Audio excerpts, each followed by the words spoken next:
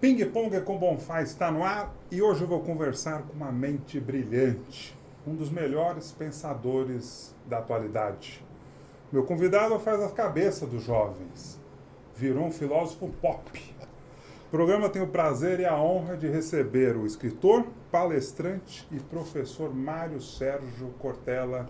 Cortella, seja bem-vindo ao Ping Pong com Bonfá. Eu gosto demais dessa ideia, né, de poder ping-pongar. É uma das coisas que mais anima, é a possibilidade do diálogo. Professor, o Brasil chorou ao ver a morte do time do Chapecoense num desastre aéreo na Colômbia.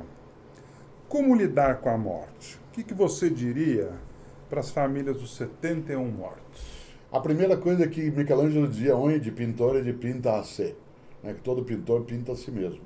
Né? Nós nos choramos. Nós não precisamos chorar. Houve uma reação hiperbólica. O acidente é forte, dolorido, difícil, mas nós choramos por 3 dias, nós mesmos, dos últimos 10 anos.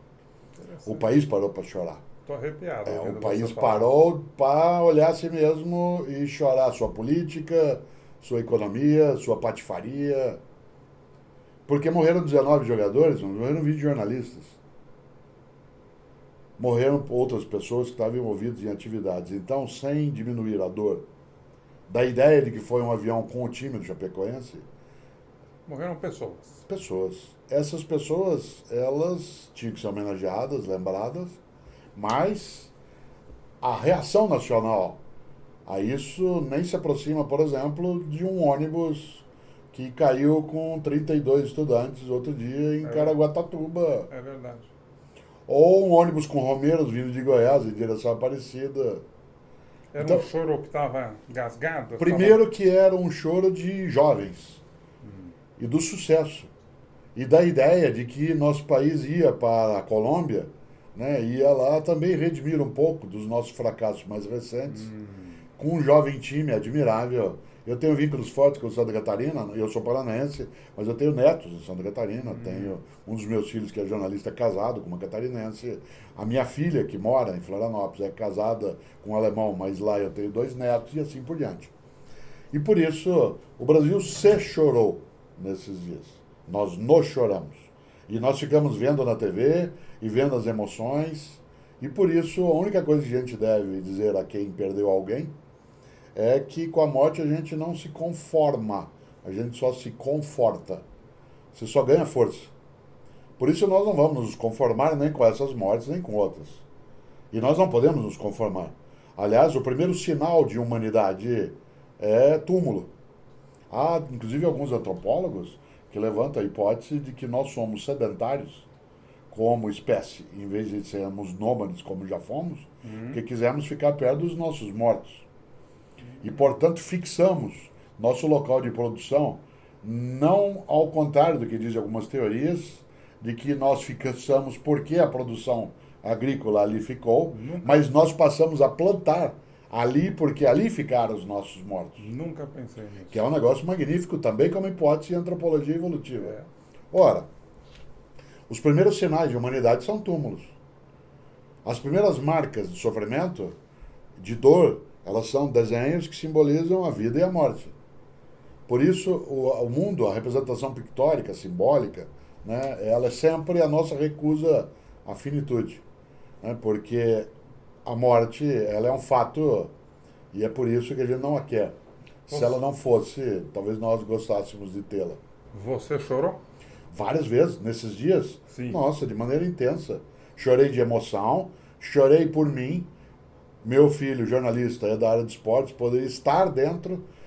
A primeira notícia que tive, às 3h30 da manhã, quando o avião, né, houve a notícia, eu estava no Rio de Janeiro, né, ligaram para mim, porque um dos colegas da rádio faleceu também no acidente, que tinha estado lá, né, o Deva Pascovitch, e aí se tinha aquela hipótese de que ali na morte haveria outros, e eu liguei imediatamente para o Pedro, meu filho, para saber onde ele estava, porque ele já tinha ido cobrir vários ali. Ele disse, não, eu estou dormindo Porque, Tô vivo, papai. ainda, claro, ele falou porque eu cobri Palmeiras e Chapecoense no domingo, né? E portanto eu estava liberado da escala.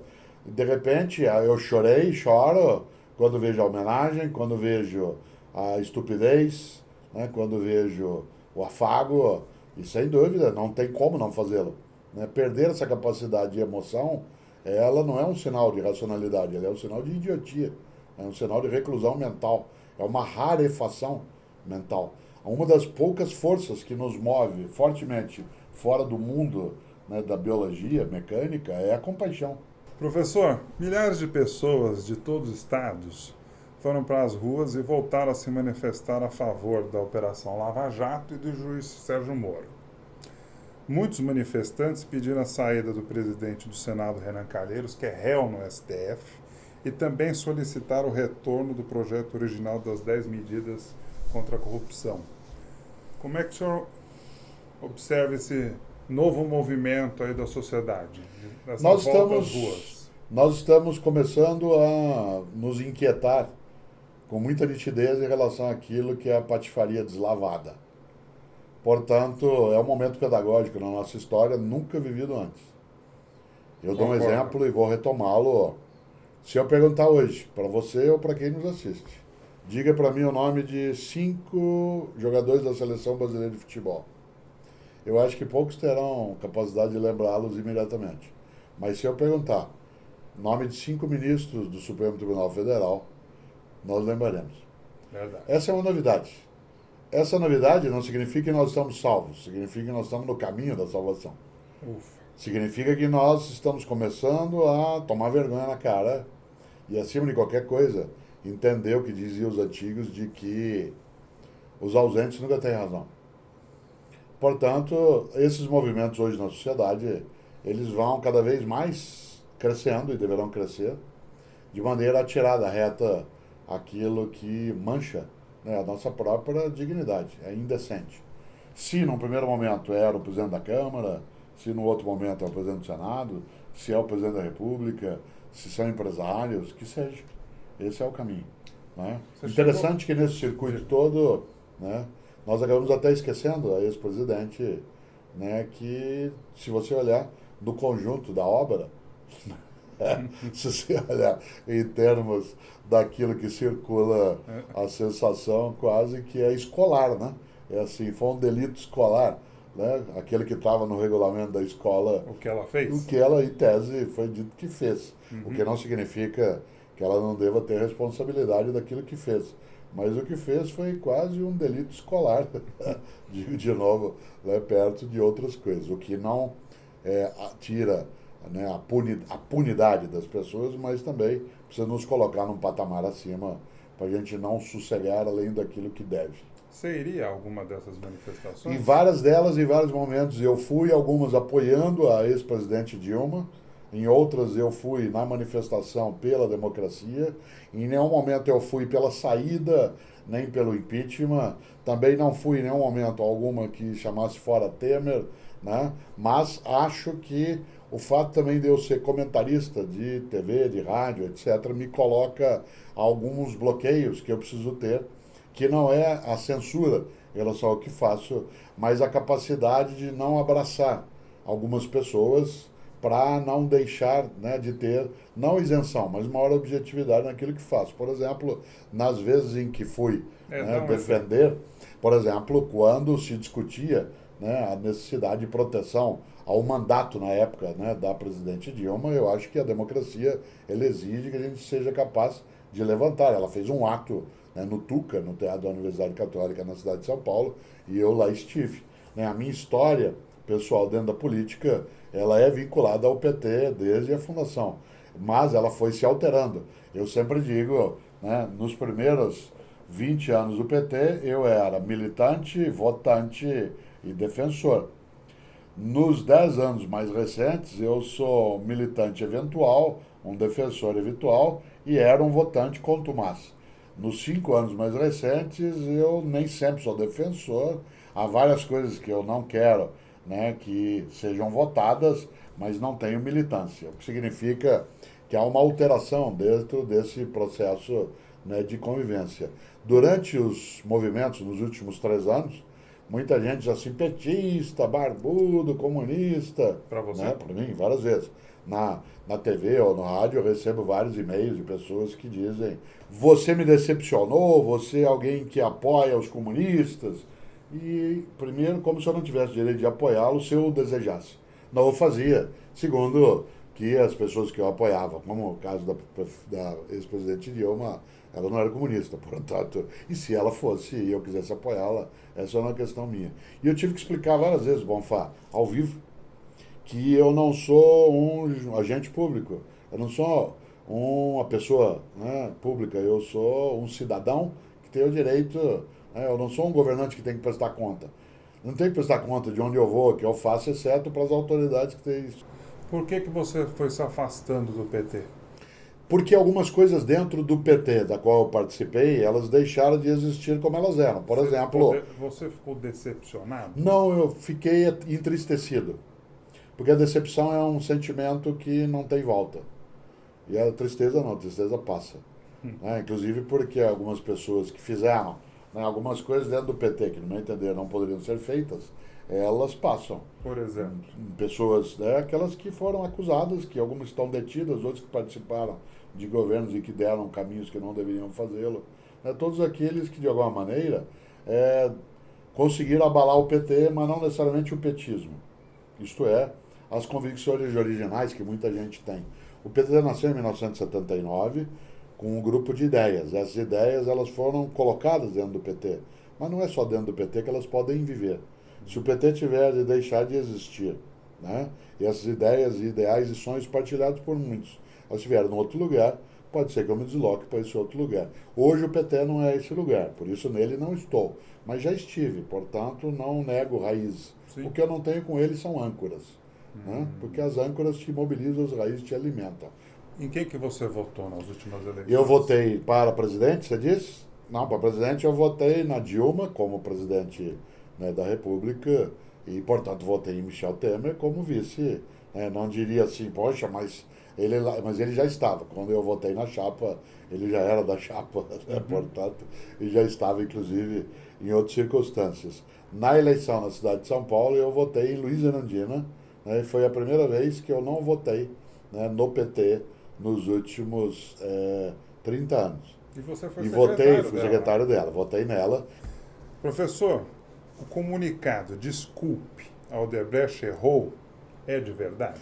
Em princípio deve ser para ela, se ela não quiser apodrecer seu futuro, se ela não quiser solapar, entendido aí a palavra, dentro da engenharia de construção, né? Isto é, tirar as bases. Está fazendo um paralelo. Isso, aquilo tem de sê-lo.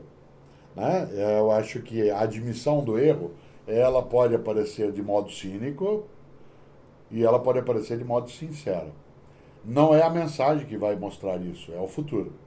É a trajetória daqui para a próxima década. Você ficou convencido? Você acha que ele foi verdadeiro? Olha, eu conheço a Odebrecht de dentro por algumas pessoas. Eu acho que um jurista, né, um advogado, aliás, ele é capaz de redigir aquilo. Mas só a prática mostrará. Eu, de maneira geral, não me convenço, né, com textos imediatos. Eu demoro um tempo. Paulo Freire dizia, e é verdade, o único critério de verdade é a prática. O impeachment da Dilma foi um golpe? Será, daqui a 20 anos. Isto é, olhado na circunstância de agora, ele é um movimento dentro das regras de uma democracia, né, com uma certa moda de presidencialismo parlamentar. Portanto, na regra atual, ele é apenas um movimento que a lei permite. Agora, é preciso não confundir justiça com direito. Do ponto de vista do direito, não foi um golpe. Do ponto de vista da justiça, assim será considerado daqui a 20 anos. A história. Sim, e não é a história me absolverá, como lembrou um dia, né, Fidel Castro. Né? É a ideia de que, olhado daqui a um tempo, esse movimento de agora se dirá, não era esse o caminho correto para aquilo que se desejava.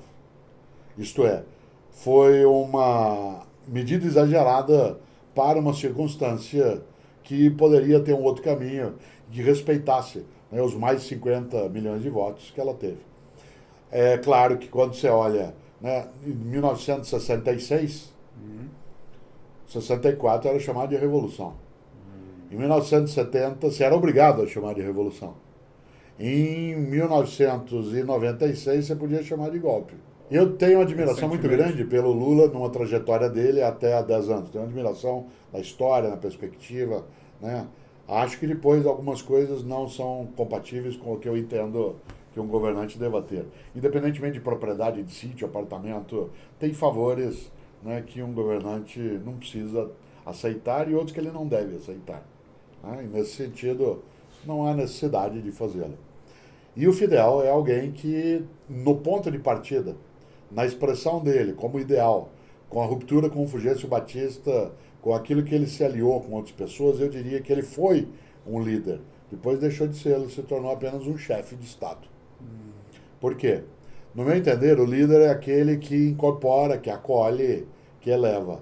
Todo aquele que precisa segregar, eliminar, descartar, no meu entender, não é líder, é chefe. Por exemplo, no meu entender, jamais Hitler foi um líder do povo alemão, ele foi um chefe. Stalin não foi líder do povo soviético. Um líder não precisa executar milhares de pessoas. Um chefe talvez tenha que fazê-lo. Um líder convence, agrega, atrai. Um chefe tem que usar, né, aquilo que é a força. Fidel Castro foi seguido, né, durante os 10 anos da sua trajetória, admirado, depois não mais. E nesse sentido, há um Fidel que eu admiro. Assim como eu admiro imensamente Dom Helder Câmara, mas não admiro o Dom Helder que foi da ação integralista, o Dom Helder que fazia a Naue, o Dom Helder que foi da extrema-direita fascista brasileira. E eu acho que a gente consegue separar porque uma pessoa nunca é uma só o tempo todo. Né? A frase, não me vergonhe dos homens que eu fui. A Cortella, que são admiráveis, e eu coloquei o som de propósito, a Cortella que são admiráveis e outros não. Né? Eu prefiro aquilo que Machado de Assis dizia quando ele, ao colocar a mão, né, em alguém no enterro, dizia, está morto, podemos elogiá-lo à vontade. Outro dia eu estava num evento, Bonfá, e aí as pessoas fizeram tantos encômios, né, falaram tanto sobre a minha capacidade, um dos grandes intelectuais. Eu disse, gente, por favor, espere eu morrer. E aí vocês podem repetir isso. Enquanto eu não morrer, eu sou capaz de desmentir tudo isso que vocês acabaram de falar. Então, por isso, Machado de Assis está morto, podemos elogiá-lo à vontade. Fidel está morto, elogio aquilo que é elogiável. O que dá para elogiar do Fidel, o que não dá? Aquilo que foi a inspiração original dele, a adesão a uma pátria liberta, a recusa, né, à indignidade.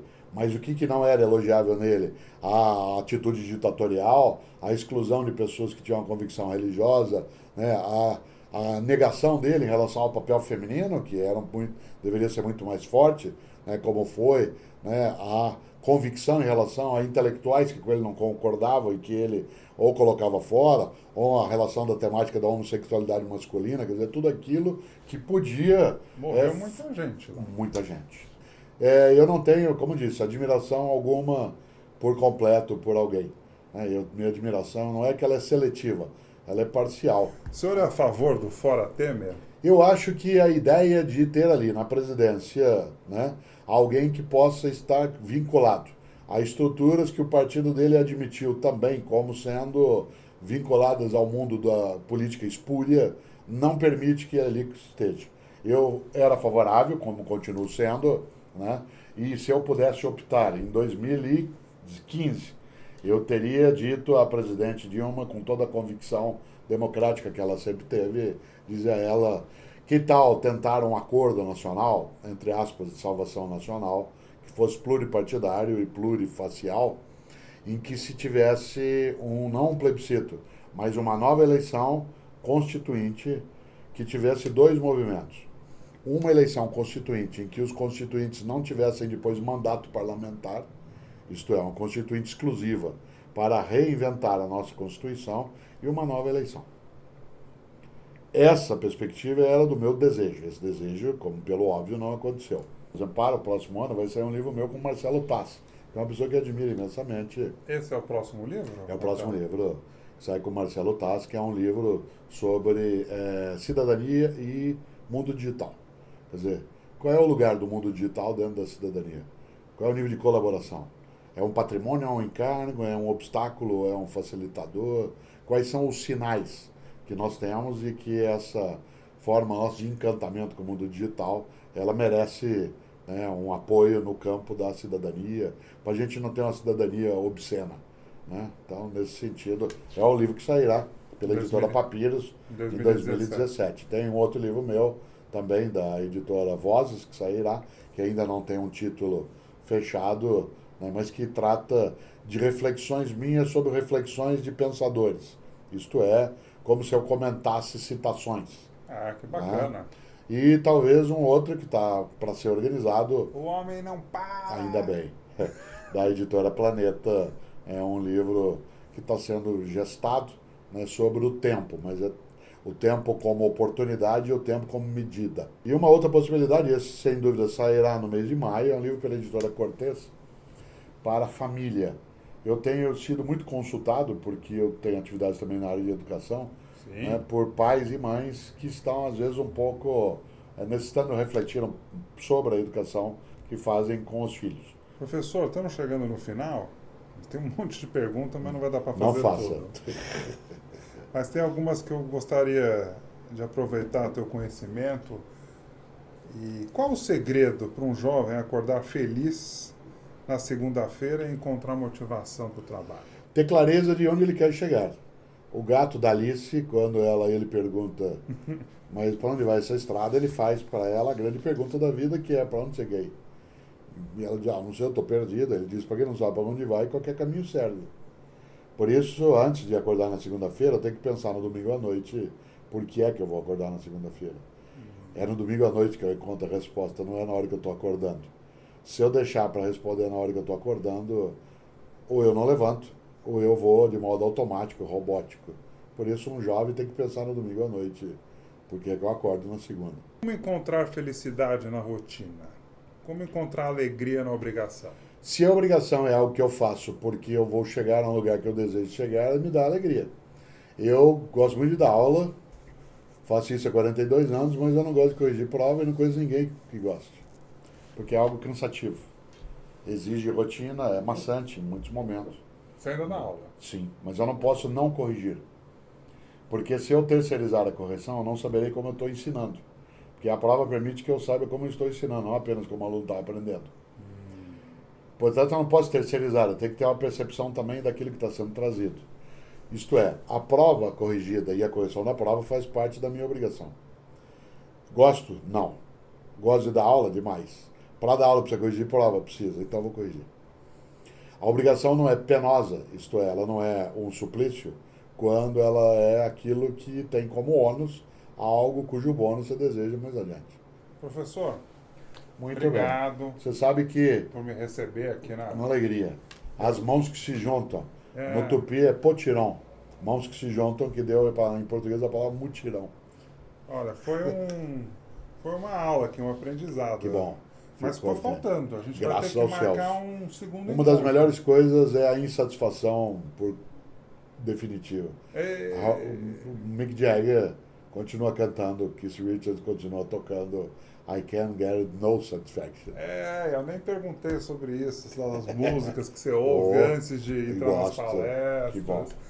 Fico feliz. Ping Pong com Bonfá fica por aqui. A gente se vê no próximo programa. Inscreva-se no canal, compartilhe esse vídeo se você gostar. E a gente se vê na próxima entrevista. Um beijo grande. Até lá. Tchau, tchau.